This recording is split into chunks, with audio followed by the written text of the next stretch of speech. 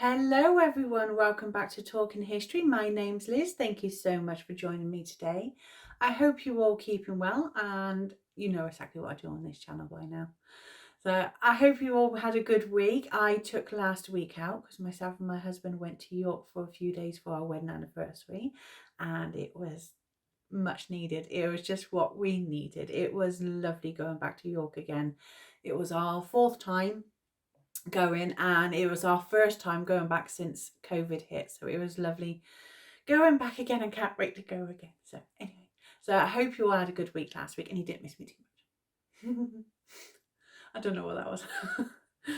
So I am back this week. We are still in the Norman period, and today's video is on William Rufus, also known as William II. So enjoy.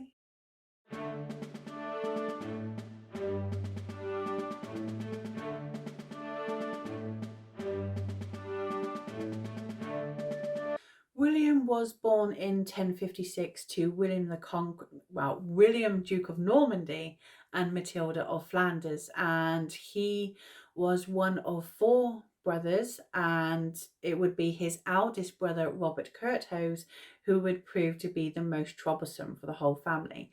And the last video I did was on Robert, and if you haven't seen that yet, I will leave that up there down. I'll leave that somewhere for you to go and watch. So William was known as Rufus, which was Latin for red. And this was due to his hair colour and his ruddy complexion. And it was also reported that he had two-toned eyes, and when he would get angry, he would stutter. In 1075, as a youthful prince, William had campaigned in Wales with some success, where he had subdued the Welsh king Caradog ap Gruffydd, and it would be this victory that would go on to inspire him to complete the conquest of Wales when he became king. During his brother Robert's campaign, rebellion even, in 1078, William had remained loyal with his father, and these family troubles weren't good for either of the kingdoms of Normandy nor England, but it was good for William, who was now his father's favourite and the most likely successor. So William the Conqueror died on the 9th of September in 1087 whilst on campaign in France. And William Rufus would be crowned King William II on the 26th of September that same year at Westminster Abbey. Robert Curthose had inherited the title Duke of Normandy and the lands that went with it. And William's youngest brother Henry would be given some money. Their fourth brother, which was Richard, who was born between Robert and William, he would have been, he was killed during a hunting accident in the 1070s. I take 1 week off and I've gone to pot. So all three brothers would be at constant loggerheads over the supremacy of Normandy for the next 2 decades. William, who was now king, but he still had to continue on with his father's work, and he had to consolidate Norman rule in England and parts of Scotland and Wales. And with his father's many motte and bailey castles had to be maintained, and the new one was built in Carlisle. And with successful campaigns in Wales in 1093, they had secured the loyalties of several Welsh princes, while Scotland was made more friendly in 1097, when the hostile King Donald III was replaced by his more amenable King Duncan II and Edgar. So William had supported the two kings with an army that allowed them to dethrone their uncle. Now William's uncle, Odo of Bayeux, he had been made Earl of Kent by his half-brother William the Conqueror. And Odo was very ambitious, but he was also very dangerous. He would become the second most powerful man in England, but he soon fell out of favour with William the Conqueror, and he would only receive forgiveness from William when he was on his deathbed. Odo had supported his eldest nephew Robert in his claim for the English throne, and he rebelled against Rufus. Now, the new king, he had no time for his uncle's behavior, and he and his rebels were defeated, and he lost control of Rochester Castle to a siege in 1088, and his lands were confiscated, and he was permanently exiled from England. Odo died in Sicily on his way to participate in the First Crusade in January 1097. So William Rufus then invaded Normandy in 1091, and Robert, who was the ever opportunist, decided to join forces with his brother to defeat their youngest brother Henry at Mont Saint Michael. I think I pronounced that right. I probably haven't. Apologise. And they decided to divide the lands between themselves. Now, Robert, he then mortgaged his duchy to William in order to pay for his planned expedition to join the First Crusade. When Robert set off in 1096, it seemed that finally William had undisputed possession of a settled kingdom. But we all knew that was coming. William's wild lifestyle soon upset figures within the church, and it wasn't at all helped by the king's avoidance of appointing new bishops and abbots in order to keep the church revenue for himself. William had also refused to nominate a new Archbishop of Canterbury between 1089 and 1092. Excuse me. As there was a dispute over who supported which pope, as there were two vying for the post at the time. But William wasn't really too fussed on how the chief minister, Ranulph Flambard, had filled the state coffers, and this also upset a lot of the barons, so much so that with William's harsh policies and heavy taxes to pay for his many military campaigns, this had led to a murder plot in 1095. William then embarked on a fearful witch hunt of the conspirators, resulting in torture, mutilations, and many executions. Flambard took the advantage of the occasion to fine those nobles heavily to bring even more money into the state treasury.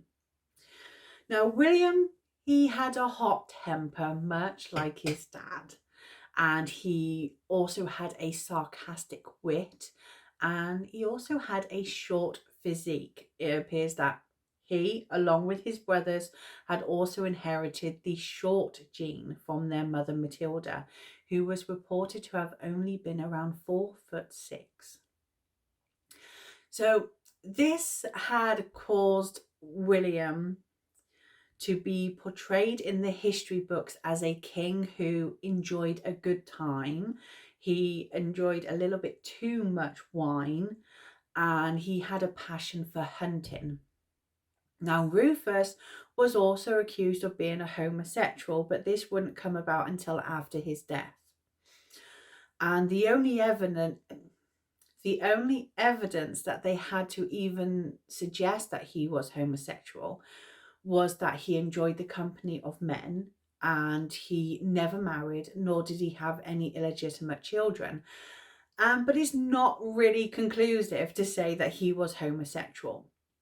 Given that this was the 11th century, things were a lot more different back then. Obviously, today we're in the 21st century. It should not friggin' matter. Hey, William had left a more reliable legacy in the form of the Great Hall at the main residence at the Palace of Westminster. See, I'm doing brilliantly, aren't I? And that was built in 1097. And it was later extended upwards with a new roof by Richard II, and it became the largest structure in Europe at the time of its construction. William was asleep in his New Forest hunting lodge in the early hours of Thursday, the 2nd of August in 1100, when he woke from a nightmare, and according to one chronicler, William had dreamt, quote, that he was let blood by a surgeon and that the stream reaching to heaven clouded the light and intercepted the day. So with William waking, he shouted for his servants to bring a light, and the dream had worried him. But by lunchtime, he had recovered and his spirits were a bit brighter, and it was a sunny day. It was the perfect day to go hunting. In the late afternoon, William had decided to go for a hunting. He divided up his hunting party, and most of his courtiers had remained with his brother Henry. William had then rode off into the heart of the forest with Walter Tyrrell, and what happened next remains something of a mystery. However, the most famous version is from William of Malmesbury, who said, "The sun was now declining when the king, drawing his bow and let him fly on arrow, slightly wounded a stag which passed before him, and William followed it, still running a long time, with his eyes holding up his hand to keep off the power of the sun's rays. At that moment Walter tried to transfix another stag, but, oh gracious God, unknowingly and without power to prevent it, he pierced the king's breast with a fatal arrow." Walter Tyrrell, who was now realizing the extent of his mistake, he panicked, and he just fled. He fled, and according to one French chronicler, when Walter had crossed the channel, he claimed that he had never been near the king at all that day. Many were skeptical about how a first-class marksman could make such a terrible mistake. Some had wondered if Tyrrell had actually been put up to it by the king's youngest brother Henry, who was conveniently close but not too close when it happened. But the truth is, no one will ever know. It's simply one of those mysteries that's just lost to history. It's one of those, again, we go, what happened? It's always one of those, you want to travel back in time to see what actually happened. Well, what we do know is what happened next.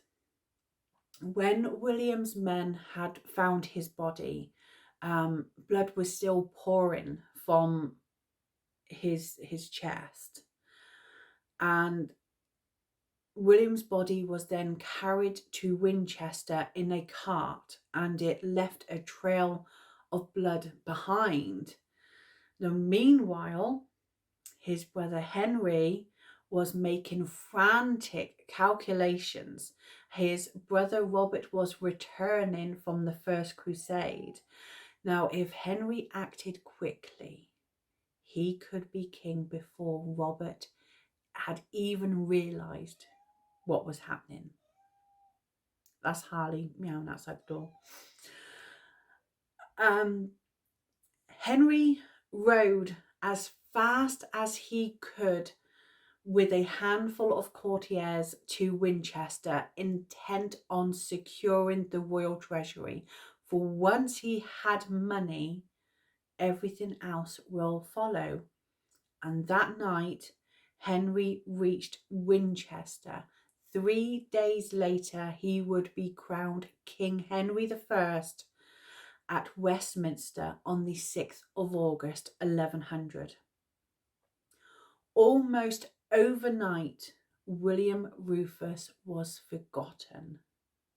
Henry would see off his brother Robert's claims in 6 years, with Henry I, one of the most successful and stable and important reigns in England in English history, had begun. With Henry I was the anarchy. No, there's William's story. I don't know what to make of him, actually. I think he's a bit of a party animal, maybe. I don't know. What's your thoughts on William? You have to let me know what you think. Which brother did you like the most? You know, a bit of a fan of Robert? You're a fan of William? Next video. Oh, you know what's coming next. You know which video is going to come next. Anyway, if you don't want to miss that video, make sure you like and subscribe so you don't miss any future videos. And I will be back next week with another video. Look after yourselves. Thank you so much for watching and putting up with me ramblings and